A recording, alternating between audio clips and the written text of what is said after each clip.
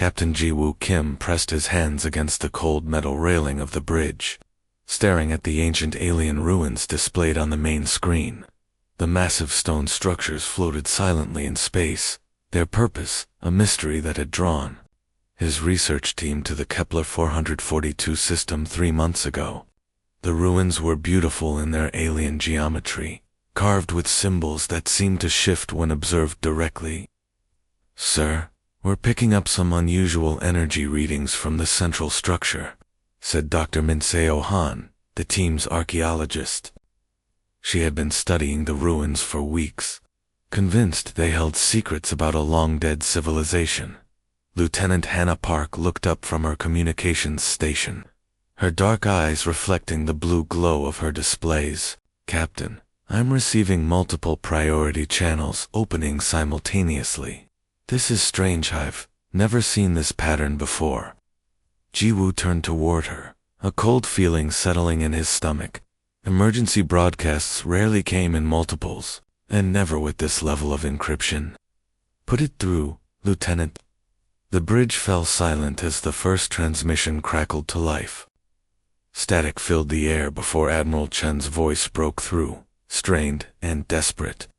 "All human vessels, this is Fleet Command. We are under attack. Repeat, we are under attack by multiple alien forces. The hegemony has declared war on humanity."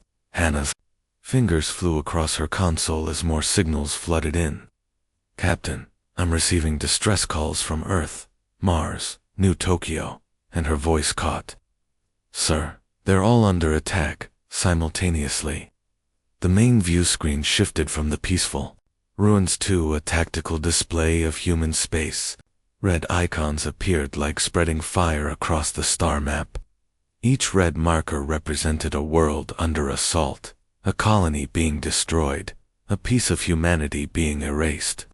"No," whispered Communications Officer Unikong. "My family is on Titan Station." Commander Minho Lee rushed onto the bridge, his face pale with shock. "Sir, we just lost contact with New Sol Colony."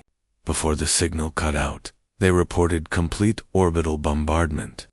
The governor said massive alien ships filled the sky, firing without warning or demand for surrender. Giwoo felt the blood drain from his face. New Sol was home to 12 million people, including his own sister and her children. The colony was known for its peaceful research facilities and cultural centers. It had no military value, no strategic importance beyond being human. "How many species are involved?" Giwoo asked, his voice steady, despite the chaos erupting in his mind. 12 confirmed, reported Lieutenant Park, her hands shaking as she processed the incoming data. The Veltar are leading orbital strikes with their plasma lance ships. The Quanari are using kinetic bombardment tactics, dropping massive projectiles from high orbit. The insectoid Zeph are deploying swarm attacks on defense installations. Dr. Han looked up from her station in confusion. "But we had diplomatic relations with all of them. The Veltar ambassador visited Earth just last year. The trade agreements with the Quanari were renewed 6 months ago." "It appears those were all lies," said Minho grimly. "According to the emergency broadcasts, they call themselves the hegemony now. They've been planning this coordinated attack for years." The view screen flickered, showing Earth's final transmission. Jiwoo watched in horror as the blue and green world he had called home for 30 years became a canvas of orange fire and black smoke. Great cities that had stood for centuries disappeared under pillars of flame. The space elevators that connected Earth to its orbital stations collapsed like broken spiderwebs. Admiral Chen appeared on screen one last time, his uniform torn and his command center burning around him. "They gave us no warning, no demands, no chance to surrender." The Veltar Prime Council sent a single message before the attack began. They said humanity advances too quickly, adapts too readily. They called us a dangerous anomaly that threatens galactic stability. The transmission showed explosions blooming across Earth's surface like deadly flowers. Each flash of light represented millions of lives, ending in an instant. They said this is their final solution to the human problem, Admiral Chen continued, his words growing faint as his command center shook from nearby impacts. All human colonies, all human ships, all human lives are to be eliminated. They want to erase us completely from galactic history. The signal cut to static. Earth had gone silent forever. 47 human worlds have stopped transmitting, reported Hannah, tears streaming down her face.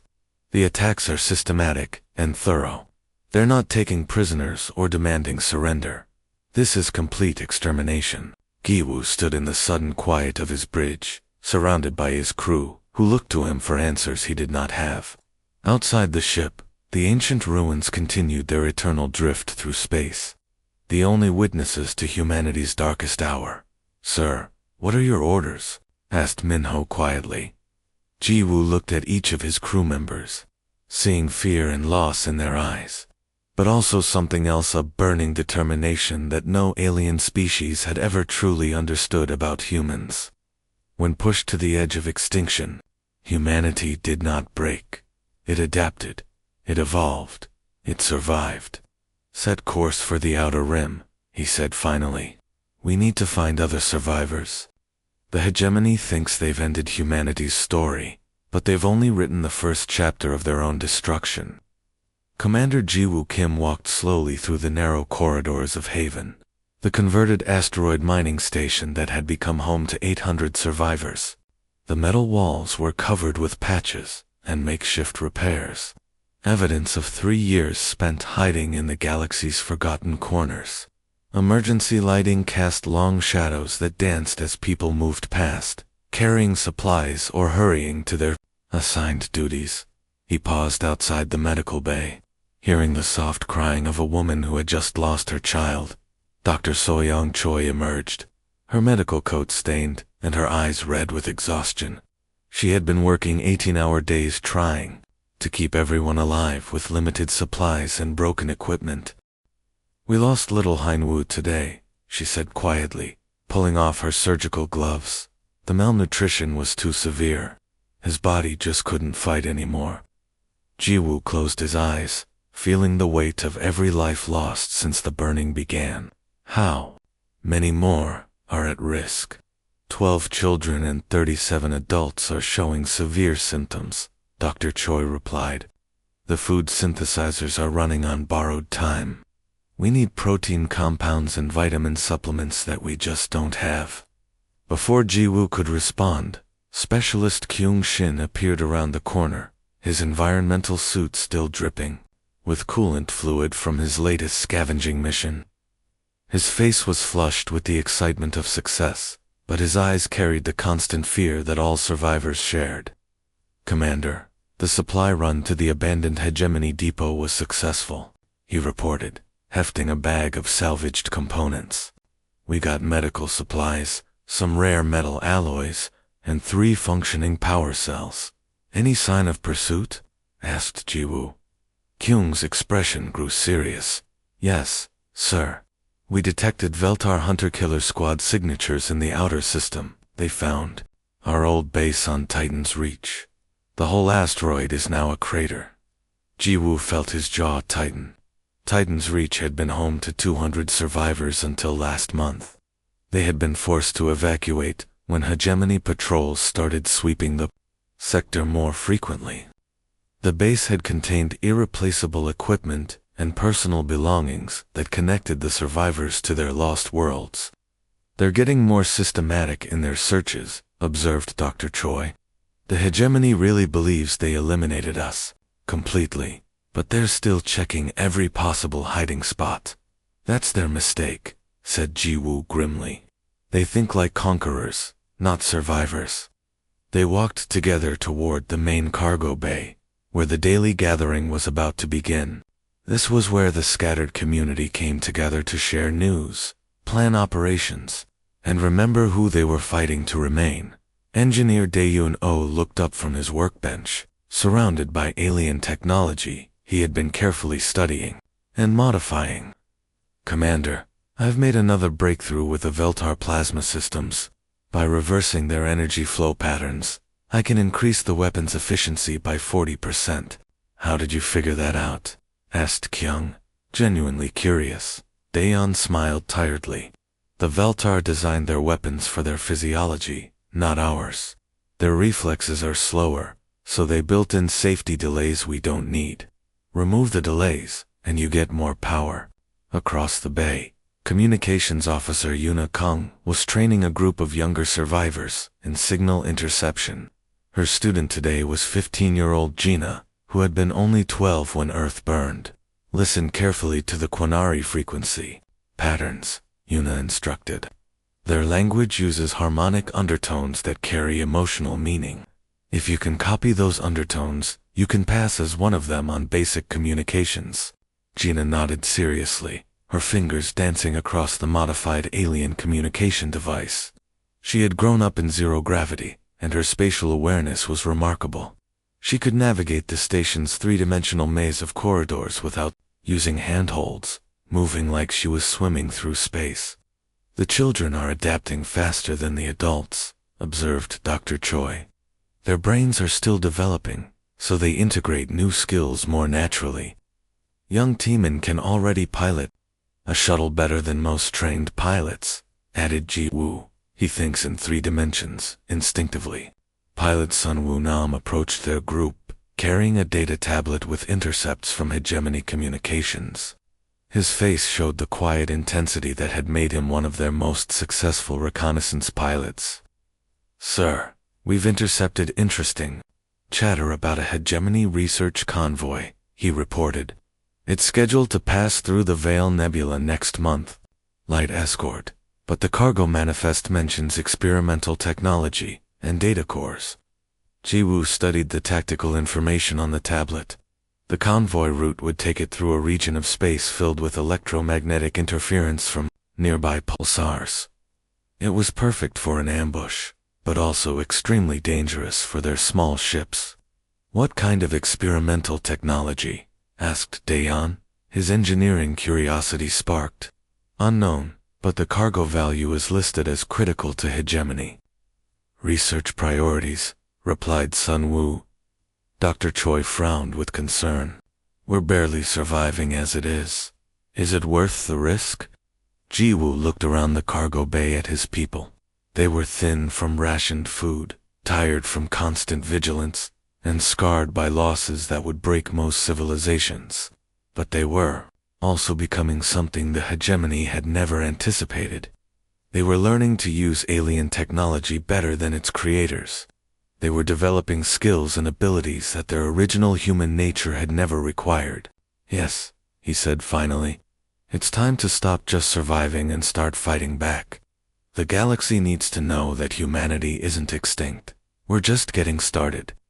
Admiral Ji-woo Kim walked through the corridors of the massive ship that had once belonged to their enemies. The Phoenix Rising was a hegemony dreadnought they had captured 2 years ago during a daring raid on a supply convoy. Now it served as their mobile command center, its alien corridors filled with human voices and the hum of modified technology. The ship was a symbol of how much had changed. 5 years ago, Ji-woo had been a simple research captain studying ancient ruins. Now he commanded a fleet of stolen vessels crewed by survivors who had learned to fight with weapons designed by their enemies. He entered the main command center, where dozens of screens displayed information from across the galaxy. Colonel Hannah Park stood at the central console. Her fingers dancing across alien controls, she now understood better than their original designers. Sir, Operation Fracture is working perfectly, she reported with satisfaction. The documents we leaked about Quinari territorial claims have created exactly the chaos we wanted. The Veltar Prime Council is convinced the Quinari are planning to invade their core systems. Ji-woo studied the tactical display showing fleet movements throughout hegemony space. 3 major battle groups had been withdrawn from the Outer Rim to defend their home worlds against threats that existed only in carefully crafted false intelligence reports. How did the Veltar react to the leaked communications? He asked.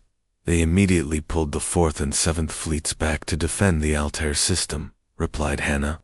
They're convinced the Quanari have been planning this invasion for decades.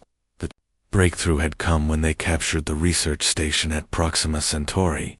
The facility had contained something more valuable than weapons or technology: information. The alien databases held detailed psychological profiles of every hegemony species, including their fears, historical conflicts, and biological weaknesses. Captain Minho Lee approached, carrying a secure data pad, his expression showing quiet pride in their latest success. "Sir, the Zeph Queen Mother has agreed to our proposal." Ambassador Soyoung convinced her that the other hegemony species are planning to eliminate the Zeph once they finish securing the Outer Rim territories. "What evidence did we provide?" asked Ji-woo. "Military deployment patterns that seem to support the theory," replied Minho. "We showed her that Veltar and Quanari fleets are being positioned to surround Zeph space. Of course, those fleets are actually there for completely different reasons, but the Queen Mother doesn't know that." Intelligence operative Kyung Shin materialized beside them like a ghost. His appearance had been dramatically altered by biomodification technology stolen from a hegemony medical facility. His skin had taken on a slightly blue tint. His eyes had been surgically modified to match a minor hegemony species, and even his bone structure had been carefully adjusted. "The Quanari situation is developing as planned," he reported in a voice that had been altered to produce the harmonic undertones of alien speech. "Ambassador Soyoung has them completely convinced that the Veltar are preparing a preemptive strike against their breeding worlds." "How did she manage that?" asked Hannah, with professional curiosity. "She provided them with intercepted Veltar communications discussing population control measures," replied Kyung with a slight smile. "Of course, those communications were discussing livestock management on agricultural colonies, but the translation software we gave the Quanari interprets the language in exactly the way we wanted." Dr. Daeon Oh emerged from the engineering section, his clothes stained with coolant fluid from working on their latest technological breakthrough. In his hands, he carried a device that hummed with barely contained energy. "The new AI cores are ready for deployment," he announced proudly. "These little beauties will integrate seamlessly with any hegemony computer network. Once they're in place, they'll feed false information to enemy systems while gathering intelligence for us." "How do they work?" asked Ji-woo, examining the device that looked like an ordinary data storage unit. "They mimic hegemony AI patterns perfectly," explained Daeun. "But underneath that disguise, they're running human-designed programs that are far more advanced than anything our enemies have created. They'll spread through their networks like a virus, but one that helps us instead of harming them." Ji-woo turned to study the main tactical display, which showed the current state of the galaxy. Red zones marked areas where former hegemony allies were now fighting each other. Yellow zones indicated regions where diplomatic relations had broken down. Green zones, representing areas still under unified hegemony control, were shrinking every day. "The hegemony thought their greatest strength was diversity," observed Hannah. 12 different species working together, each contributing their unique abilities to the alliance. "They were right," replied Ji-woo. "But they never considered that diversity could also be their greatest weakness. Every species has different fears, different priorities, different historical grudges they've tried to forget, and we've learned to play those differences like a musical instrument," added Kyung. "Sir, we're ready to begin Phase 4 of the operation," reported Min. "All our assets are in position." Gi-woo looked around the command center at his people. They had started as desperate refugees hiding in the darkness between stars. Now they had become something their enemies had never anticipated: humans who understood alien psychology better than the aliens understood themselves. "Begin Phase 4, he ordered. "Let's show the galaxy what happens when you try to burn humanity. We don't just survive, we turn your own fire against you." Admiral Ji-woo Kim stood in what had once been the hegemony's most secure facility, the Central Command Station that had coordinated the destruction of humanity 8 years ago. Now the alien symbols on the walls had been replaced with human script, and the corridors buzzed with the voices of his people as they worked to reshape the galaxy. He paused before a massive window that looked out into space, watching human ships move through the void like schools of luminous fish. These weren't the desperate scavenged vessels they had used during their guerrilla years. These were purpose-built warships that combined the best technology from 12 different alien species, improved by human engineering and powered by AI systems that had grown beyond their original programming. Director Hannah Park approached with a datapad, her expression showing the quiet satisfaction of a plan perfectly executed. She had come a long way from the frightened communications officer who had first reported Earth's destruction. "Sir, we've received another formal request for mediation," she reported. "The Veltar Dominion wants us to help resolve their border dispute with the Quinari Collective. They're offering us 3 complete star systems in exchange for our neutral intervention." Jiwoo almost smiled at the irony. The same aliens who had tried to eliminate humanity as a threat to galactic stability were now begging for human help to restore order to the chaos they had created. "What's the current status of the Veltar-Quinari conflict?" he asked. "They've been fighting for 6 months over mining rights in the Kepler sector," replied Hannah. "Both sides are convinced the other is preparing for a larger invasion based on intelligence reports that we carefully provided to each of them." Colonel Minho Lee joined them at the window, carrying battlefield reports from across the galaxy. His uniform bore the insignia of the new Terran Alliance, the government they had established to coordinate human expansion into former hegemony territory. "The Zeph situation has developed exactly as predicted," he reported. "Their swarm fleets have eliminated the hegemony's 4th and 7th battle groups. The Queen Mother is convinced she's fighting for the survival of her species against a coalition that exists only in our fabricated intelligence." "Casualties?" asked Jiwoo. "Heavy on both sides," replied Minho. "The Zeph have lost approximately 30% of their fleet strength, but they've completely eliminated organized hegemony presence in the Outer Rim sectors.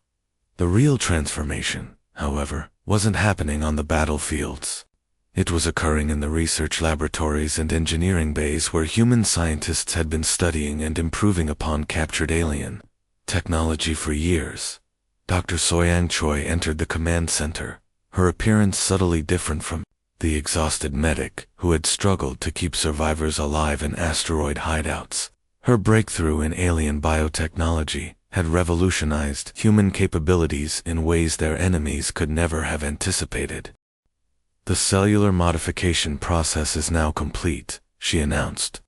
"Agent Kyung can successfully mimic any of 6 different hegemony species at the molecular level.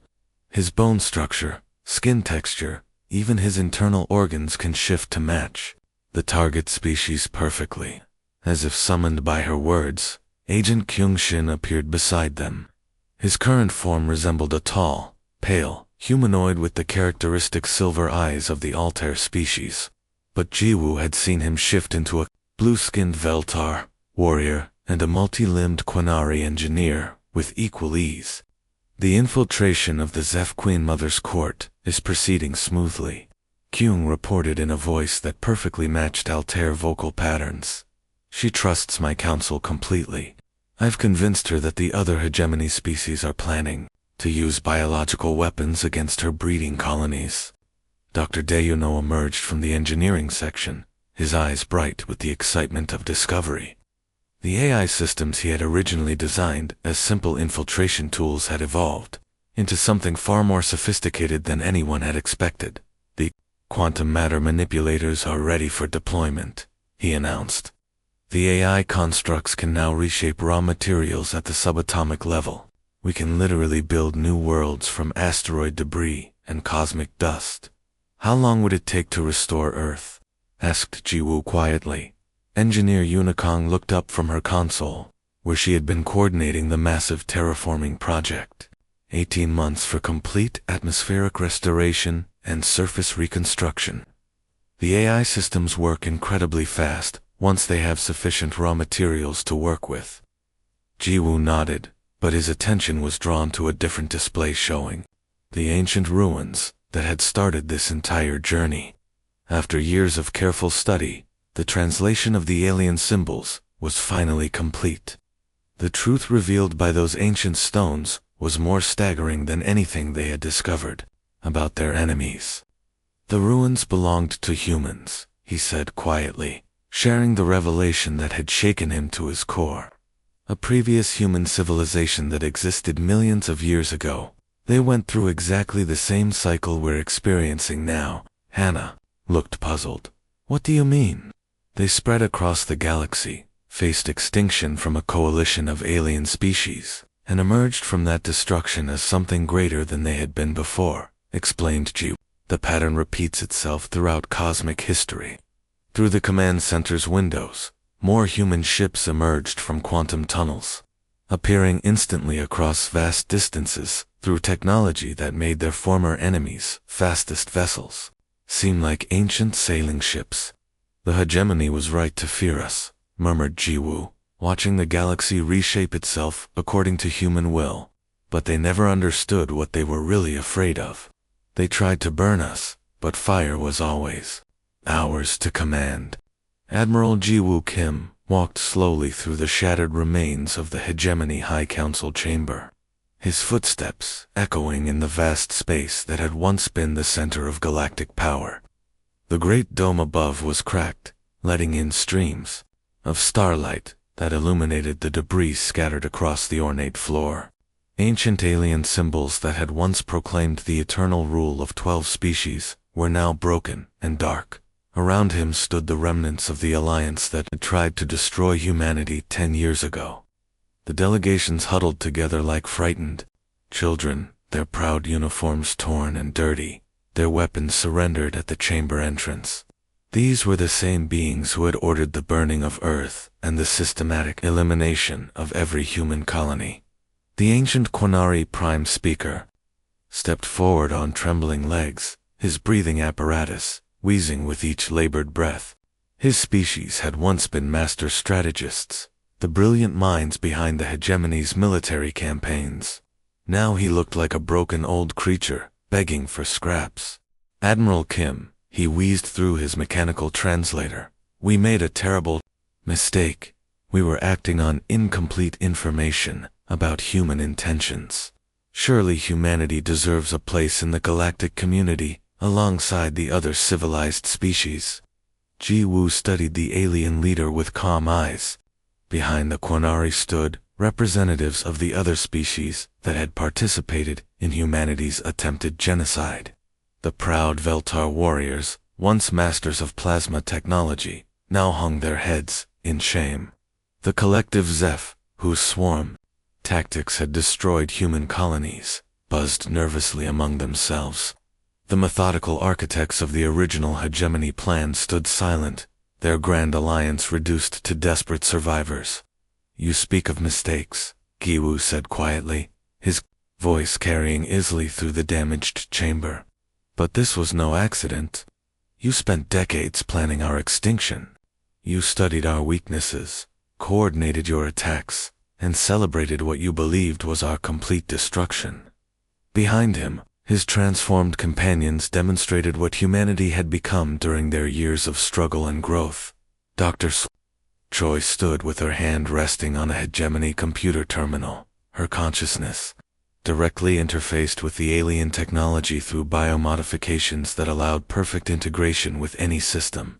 Commander Hannah Park's enhanced neural implants processed thousands of tactical scenarios simultaneously, her awareness spanning multiple dimensions of space and time. You feared us because we advanced too quickly, continued Jiwoo, walking closer to the assembled alien delegates. You said we adapted too readily, that we refused to accept the established galactic order. You are absolutely right to fear us, but you completely misunderstood what you should have been afraid of. He gestured toward the transparent walls of the chamber, through which the aliens could see the massive construction project that now surrounded the galactic core. Hundreds of enormous stations formed a perfect ring around the galaxy's central black hole, each one humming with energy that bent space and time according to human will. "We didn't want to conquer your territories or steal your resources," explained Giwu.